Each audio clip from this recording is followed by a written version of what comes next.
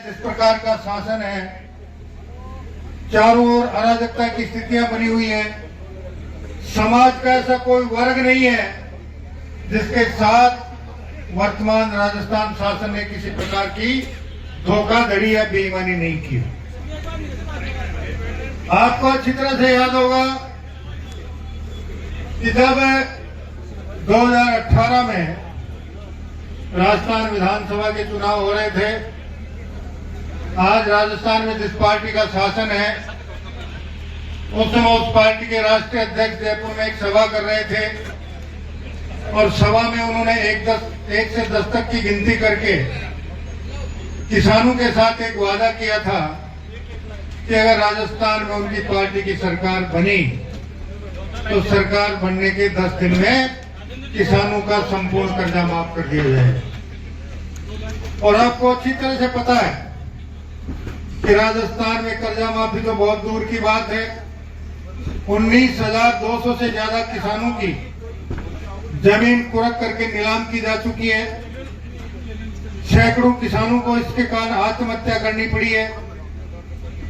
और किसानों के साथ सबसे बड़ा विश्वासघात उन्होंने किया है। और इसके अलावा भारत के यशस्वी प्रधानमंत्री माननीय नरेंद्र भाई मोदी जी ने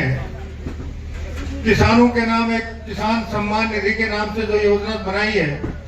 उसमें भी राजस्थान के लाखों किसानों को किसान सम्मान निधि का लाभ इसलिए नहीं मिल पा रहा है क्योंकि राजस्थान सरकार ने उनकी सही विवरण भारत सरकार को प्रेषित नहीं किया। उन्होंने उसी सभा में दूसरा वादा किया था कि अगर उनकी पार्टी की सरकार बनी तो आने वाले वर्षों में बेरोजगार युवाओं को लाखों की संख्या में सरकारी नौकरियां दी जाएंगी।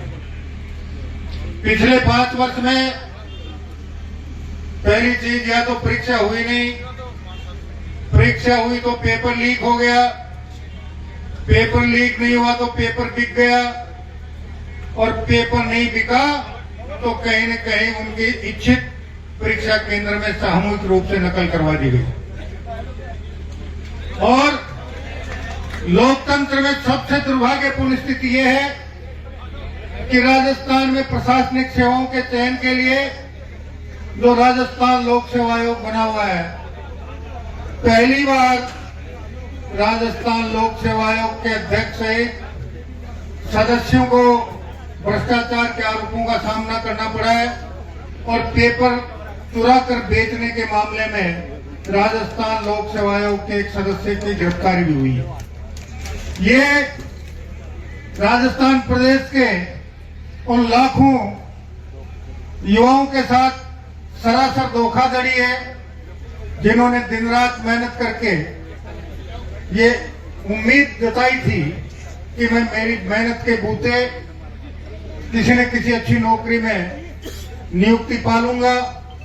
उनके माता पिता ने भी अपना पेट काट कर अपनी जमीन गिरवी रखकर, अपनी भैंस बेचकर,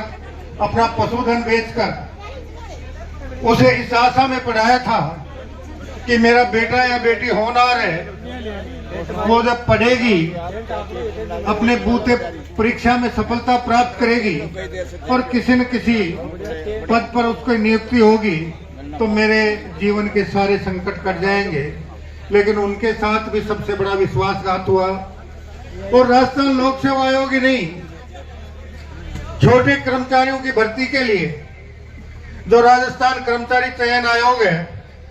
उसका भी हाल बेहाल था और राज्य कर्मचारी चयन आयोग के माध्यम से भी प्रदेश के लाखों युवाओं के सपनों को कुचल दिया गया, रौंद दिया गया। बात करें अगर हम कानून व्यवस्था की तो मैं समझता हूं कि उदयपुरवाटी के लोगों को मुझे ज्यादा बताने की आवश्यकता नहीं है। राज का आतंक जितना मेरे श्रीमाधोपुर की जनता ने झेला है, कहीं उससे ज्यादा उदयपुरवाटी की जनता ने शायद राज का आतंक झेला। राज्य में कानून व्यवस्था की स्थिति पूर्णतः पंगु हो चुकी है। अभी पिछले दिनों आपने समाचार पत्रों के माध्यम से पढ़ा होगा कि भीलवाड़ा जिले के कोटड़ी के पास एक बालिका जो अपने पशु चराने जंगल में गई थी, उसके साथ किस प्रकार का दुष्कर्म हुआ, उसके बाद उसके शरीर को काटा गया और काट कर लकड़ी जलाकर कोयला बनाने की जो भट्टी थी उसमें झोंक दिया गया। मैं समझता हूं कि ये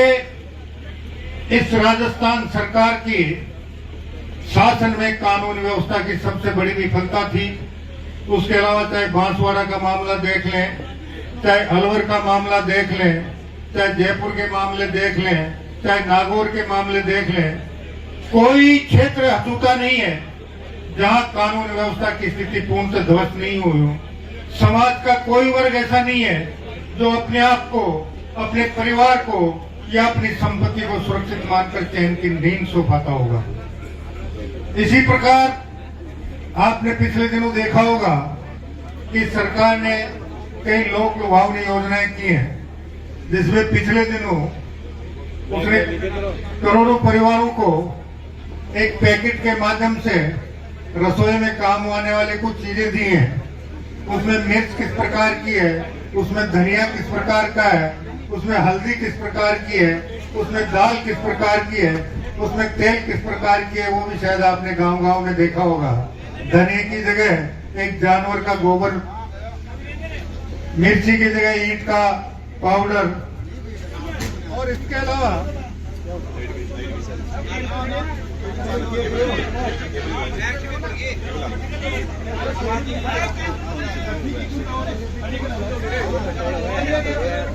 1600 रुपए के स्मार्टफोन 6,000 रुपए में खरीद कर सरकार दे रही है। और सबसे बड़ा भ्रष्टाचार स्मार्टफोन और खाद्यान्न का जो पैकेट दिया जा रहा है उसके माध्यम से किया जा रहा है। मैं आपसे निवेदन करना चाहूंगा कि राजस्थान सरकार का अगर हम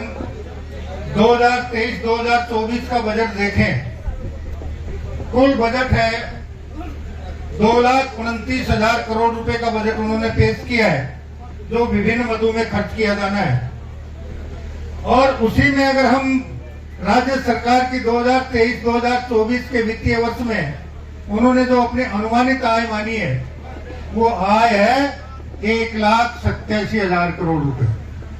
40-42,000 करोड़ रुपए का घाटा उस बजट के इस वित्तीय वर्ष में है। इसके अलावा ये स्मार्टफोन, ये खाद्यान्न के पैकेट के माध्यम से जो भ्रष्टाचार हुआ है,